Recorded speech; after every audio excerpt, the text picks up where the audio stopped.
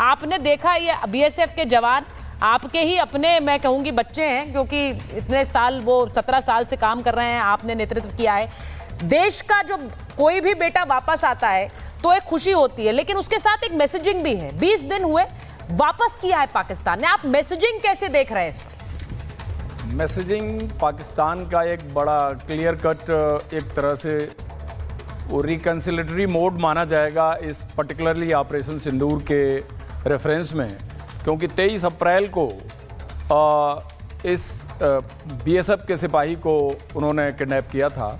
तो ऑलमोस्ट देखिए जो पीरियड है, और संयोग ये था कि इसी दौरान ये इस तरह का एक्सकलेशन भी दोनों कंट्री के बीच में हुआ, जो कि 22 अप्रैल के पहलगांव के घटना के बैकग्राउंड में हुआ।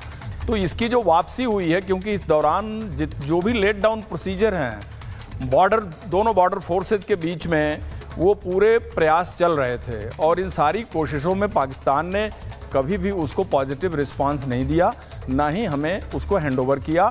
इतने दिन तक वो एक पूरे इंटरनेशनल कन्वेंशन और ट्रीटी को दरकिनार करके, और एक तरह से हॉस्टाइल कंट्री के तौर पर, क्योंकि देखिए आम परिस्थितियों में दोनों बॉर्डर गार्डिंग फोर्सेज एक बड़े रिड्यूस्ड लेस एक्सकलेशन और एक बड़े रिड्यूस्ड मिलिट्री मूवमेंट, मतलब जिसको कह लीजिए कि बिल्कुल टोन डाउन होता है, उन परिस्थितियों में काम करते हैं 365 दिन।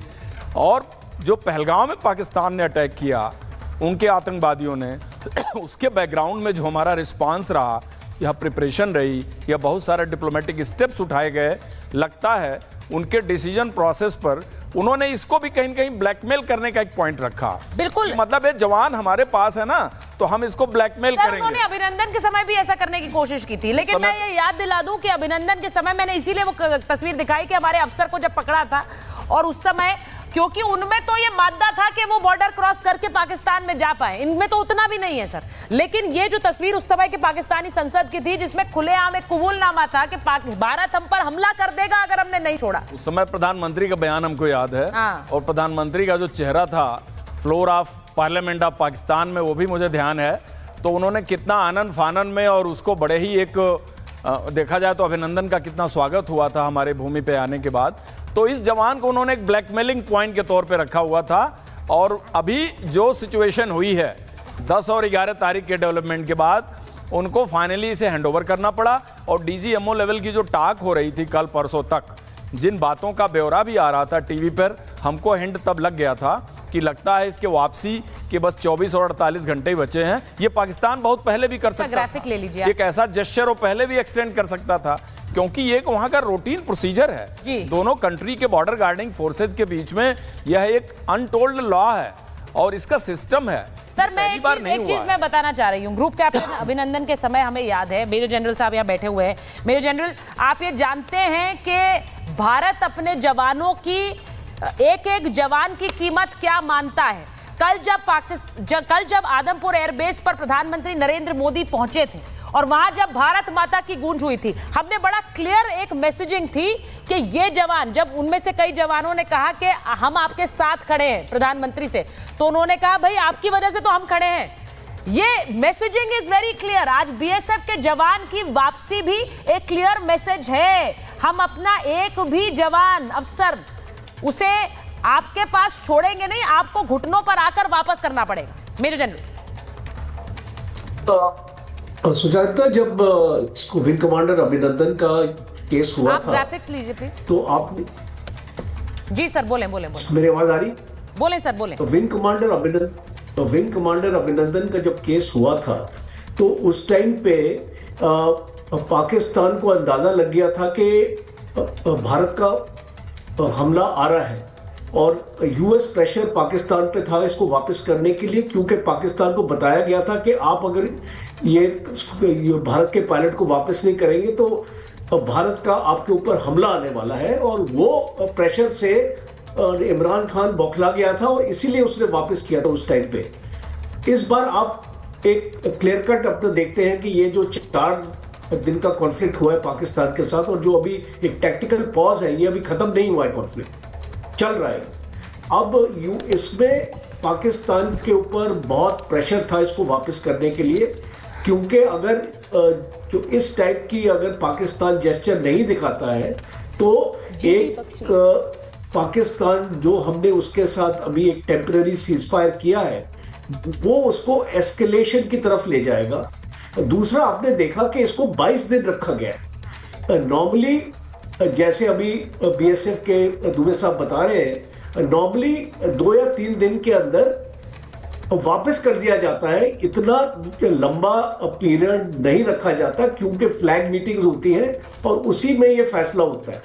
तीसरा, एक और खबर थी, आई डोंट नो उसमें पुष्टि हुई है कि नहीं। जब हमारा बीएसएफ के जवान को कैप्चर किया था इन लोगों ने, तो हमने भी इनका एक रेंजर उठाया था एक और जगह से जो अंदर आ गया था। तो इसको मैं जो ये भी जानना चाहूंगा कि ये बड़ा सर ये बड़ा क्लियर है। मैंने जैसा कहा, आज बहुत सी तस्वीरें, कल प्रधानमंत्री की तस्वीरें हमने देखी थी आदमपुर एयरबेस से। जीडी बख्शी सर को जरा स्क्रीन पर रखिए, मैं एक बार उनके पास जाऊंगी। और ये आज की जो तस्वीर आई है पूनम की, ये बड़ा क्लियरली एक मैसेजिंग है पाकिस्तान को कि हम अपने एक भी जवान और एक भी अधिकारी पर को, एक एक अधिकारी एक एक जवान को की कीमत क्या है हम समझते हैं। हम आपके जैसे नहीं है जीडी बख्शी सर, जो अपने अफसरों की, अपने जवानों की लाशों तक को नहीं ले पाते हैं। हम आपकी तरह नहीं है। मैं जरा चाहूंगी कि आज तस्वीरें भी जरा चला दीजिए। जो तिरंगा यात्रा आज भारत में अलग अलग जगह निकल रही है, अगर उसकी अच्छी तस्वीरें आ रही हैं उनको जरा चलाइए आप। और इसी के साथ साथ जरा मसूद अजहर की तस्वीर चलाइए। मैं जरा जीडी बख्शी सर को ये बताना चाहती हूँ। जीडी बख्शी सर, आज 14 करोड़ रुपए मसूद अजहर के परिवार को पाकिस्तान में मुल्ला मुनीर दे रहे हैं, पाकिस्तान की सरकार दे रही है। वो ग्राफिक चलाइए जरा स्क्रीन पर अमित, क्योंकि आप सोचिए ये पैसा जो पाकिस्तान लगातार लेता है आईएमएफ से, भारत, अमेरिका से, उस पैसे को किन्हें दिया जाता है? इनको दिया जाता है मुआवजा कि 14 आतंकी मर गए, बहुत बुरा हुआ, इनको मुआवजे के रूप में दिया गया है 14 करोड़ रुपए। ये हो रहा है हिंदुस्तान में, पाकिस्तान में। सोचिए। नहीं, बिल्कुल, ये जो आईएमएफ है वो तो एक टेररिस्ट फंडिंग एजेंसी बन गई है। यू नो, इनके मार लगी 9 इनके कैंप के परखच्चे उड़ा दिए, खासकर हेडक्वार्टर जैश ए मोहम्मद, हेडक्वार्टर लश्कर ए तोयबा और हेडक्वार्टर हिजबुल मुजाहिदीन को जमीन दोज कर दिया गया। और उसके बाद इनको $2 बिलियन दिए गए। अमेरिका ने हामी भरी, चीन के दबाव में दिए गए। और पहला ट्रांचे 14 करोड़ का ये किसको देते हैं? ये देते हैं मरकज़े सुभान अल्लाह, जिसकी ईंट से ईंट बजा दी गई है और जिसको मैं आपको याद दिलाऊं, Osama bin Laden no less, उसने इसके लिए $10 मिलियन दिए थे पाकिस्तान को कि बनाइए शानदार मरकज़े सुभान अल्लाह, जहां पे जैश ए मोहम्मद का कार्टून नेटवर्क हेडक्वार्टर था, जहां से इस नापाक शख्स ने अपनी जो है घिनौनी हरकतें करी हैं, ये दड़ियल ने, ठीक है। और पहला tranche out of this IMF fund, first payment is to the terrorist network. देखिए साहब, हमारे देश में लोग हैं जो एक फिक्शन को, हमारे पीसनिक्स, अब तो मुझे उनसे थोड़ी घृणा होनी शुरू हो गई है। हमारे जो पीसनिक्स हैं, दे हैव बीन सस्टेनिंग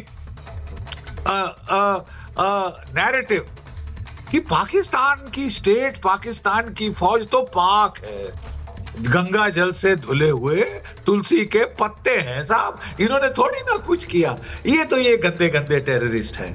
अरे ये गंदे गंदे टेररिस्ट उनके मोहरे हैं, ये नाली के कीड़े चुन चुन के वो लाया है to fight a low cost, no cost war against you.